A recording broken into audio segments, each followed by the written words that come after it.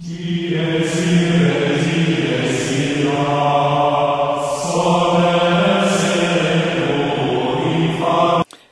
and welcome back to the Electronic Eremite. This is the second of the tools of the trade for mini painting tutorials. Again, I am the Electric Eremite, and I want to first preface this that I am a novice painter, and so I have just started painting minis, but over the time I've learned many different things in a very quick amount of time in the last few months that have become very helpful that I wish I had known in the very beginning. So I'm putting together this sort of tools of the trade. This one is going to be about different paints and different types of paints and how to use them and what to think about, what some of the issues are that you will see in the different qualities of paints. Now, again, part of the reason why I am doing this is because I myself came up with some problems or early stumbling blocks and some questions or thoughts that I had that really made it difficult for me to begin.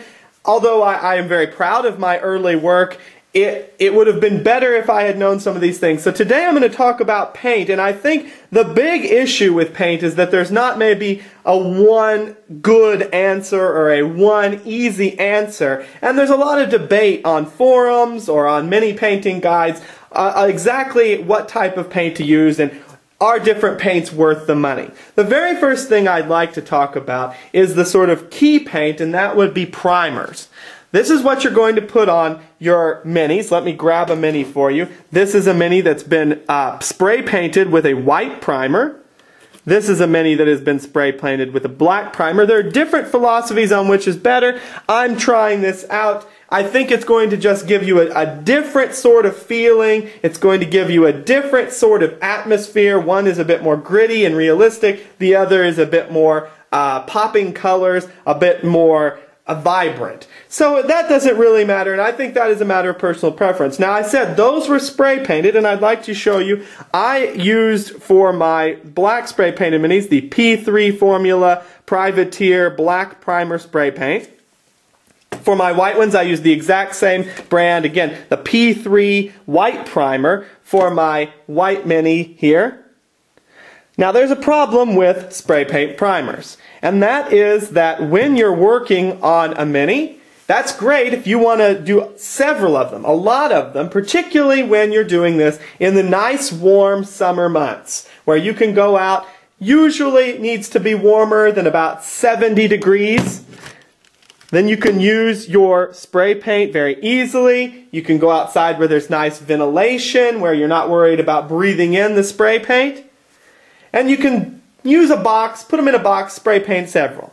Now, if you live in a temperate zone like I do, if you're not living in a place where there's weather that's the same all the time, or perhaps you're not living in a place where there's weather that's the same all the time, but it tends to be lower than 70 degrees, talking places like San Francisco, for example, of course, Alaska and things like that, where you have lower average temperatures, then spray painting is good. It's fine during the summer. But when you live in a temperate zone and things start to get colder and drop below that 60 degrees, spray paint primer is going to be a lot harder to use. It's going to take a lot longer to dry. It's going to be a bit gummier.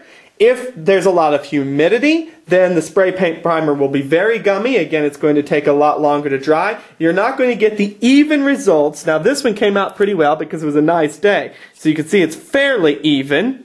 But you're not going to get the same even results as you are with the brush-on primer.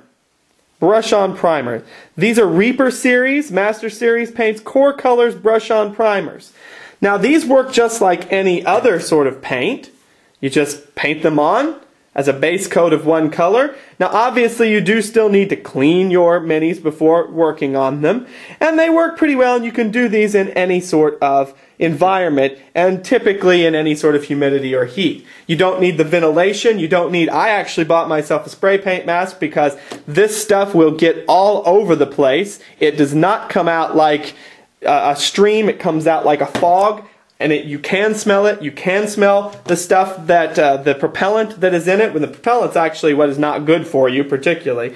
So I think this stuff can be not only dangerous, but it's also can be fiddly. Now again, if you're doing large numbers of minis, these spray primers are great, particularly if the weather holds. If you're able to devote the time, brush-on primer is going to be easier and more versatile. And I'm using, you could theoretically just use any quality white or black paint. In fact, I do some macro level painting here, and I just use my regular craft black paint to undercoat this, which is called a Santon. It's from southern France. And so this is undercoated with just your regular craft black paint that's been diluted. So you can use any sort of black paint, but I think it's preferable, particularly if you want to do nice quality minis. These have been thinned well enough that they will not take out some of the detail by your first primer coat. You don't want to lose detail with your primer coat, obviously. That would be the worst thing, because that doesn't matter what you do after that, then the detail's gone. Now when I started out, I went cheap. I didn't even know if I'd like painting minis. I didn't even know if I'd be good at painting minis. So I went to a local store, I believe it was Michael's, and I bought Artist Loft acrylic paints. Why acrylic? Well, acrylic dries very quickly. It's water-based, so when you mess up, you can erase it, if you will, with water. It's easier to work with than, say, oil. You have to, definitely don't want to use oil on minis anyway. That'd just be ridiculous. Enamel requires a certain type of dilution. People will still argue that enamel provides better colors. It does, but it takes forever to dry, and when you're working on a mini level scale like that, you really often don't have times to let an hour for it to dry. You will get better popping colors. It's just not, there's no question. Enamel does better popping colors. It's going to be a different finish when you're done with it. But the enamel requires certain types of thinners that are chemical based that you will run out of. Acrylic can be thinned with water. It's water based. It can be cleaned up easily. You're not going to lose out. So I just bought Artist Loft acrylic paints. And then for some you could also go with, say, Americana or Apple Barrel. The really cheap acrylic paints. This, I believe, cost me 89 cents for this entire 2 ounce bottle of paint.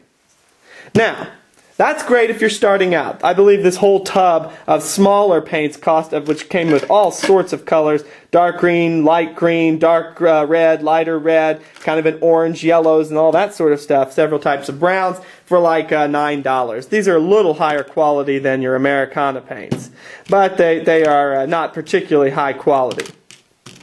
Now, these work great if you're just learning. And you'll see that the results actually are fairly good.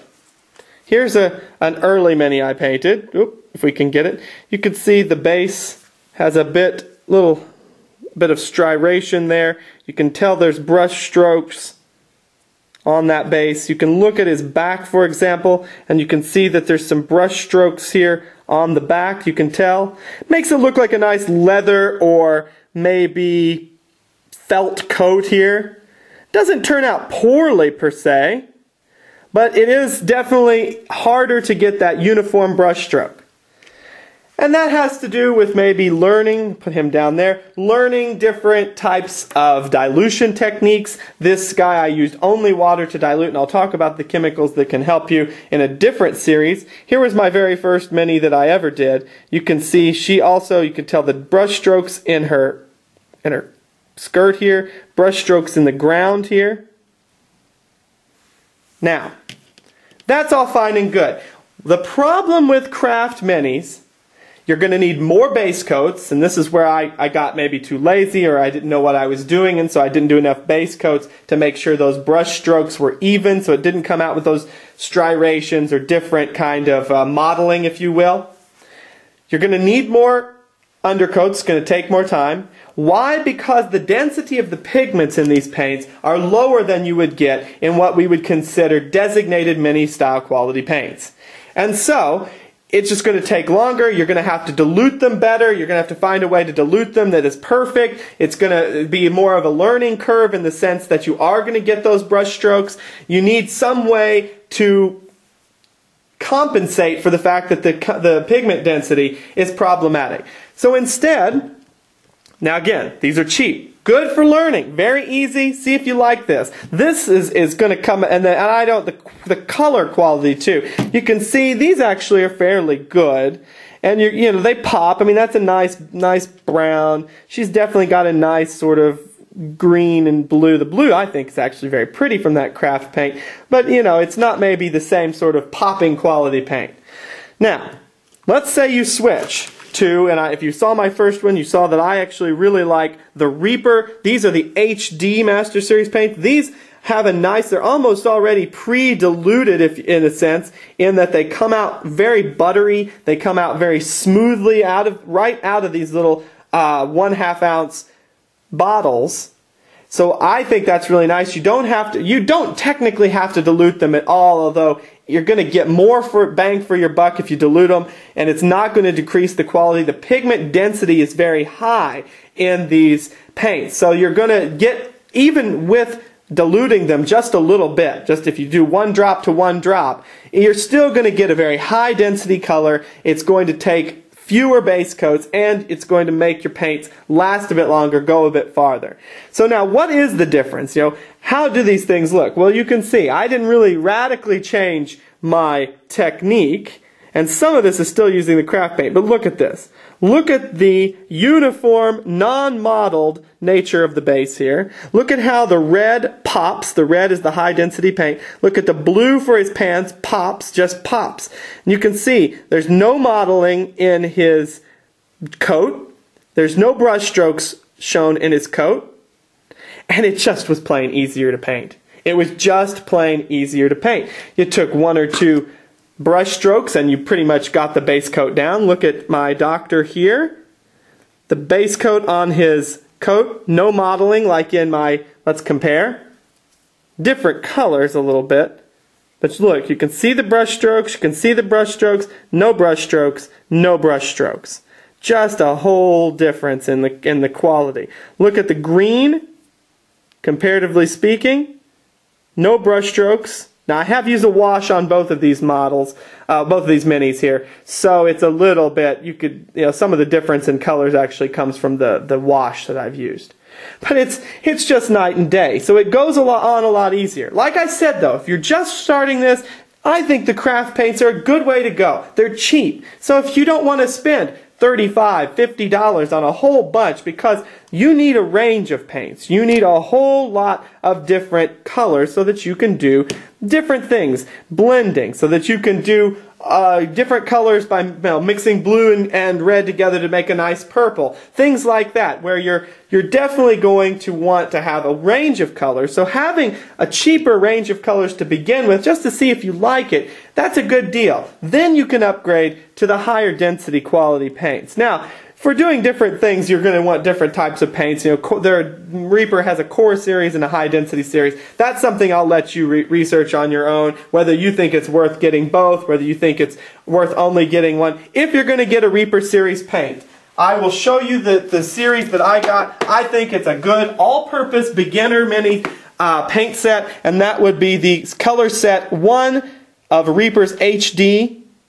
This is going to have all the colors you're going to need to really either make other colors that you need, or to perhaps just start off. You got your reds, your blues, your greens, your yellows. I actually did add some browns because I found that series didn't have any browns, so I bought some browns from Reaper, the core series, that were pretty cheap and came in a 3-part. If you do the 3 method, particularly if you do the 3 method paints, where you do the 3 different shades, you're going to want something like that. And that Reaper set does have a light blue, a middle blue, and a dark blue. So that, for example, you're doing the Dallimore 3-part, 3-shade, 3 base coat type of painting with the base coat, the highlighting being different shades, just moderately different shades. Then that core series or that HD series set is a very good choice. Now, the one caveat I would say is, for your blacks and your whites, you really don't have to have the high quality. It's okay, particularly if you're base coating or primering in a white or black. You're not going to see the black or the white shine through. Tends to be that your black and your white will still have the quality, the density of pigment that it really is negligible. Now, some people would disagree. I'm finding that it's fine. The whites I did on all of my guys here were a mixture of just the white primer. This is using white primer, by the way. White primer and then the craft white paints without having to need any sort of high density paint. So I hope that helped.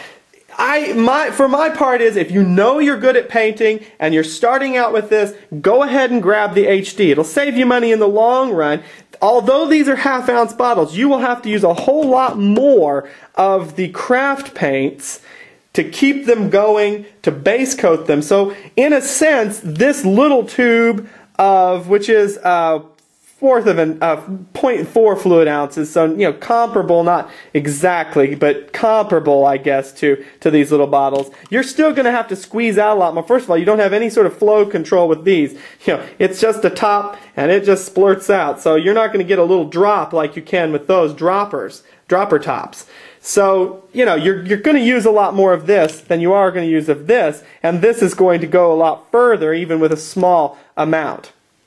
So if you know you're good at painting, you know you like mini painting, go ahead and grab the high quality paints. If you're testing this stuff out, buy the cheap stuff, for heaven's sakes. Don't waste $50 and say, man, I hate mini painting.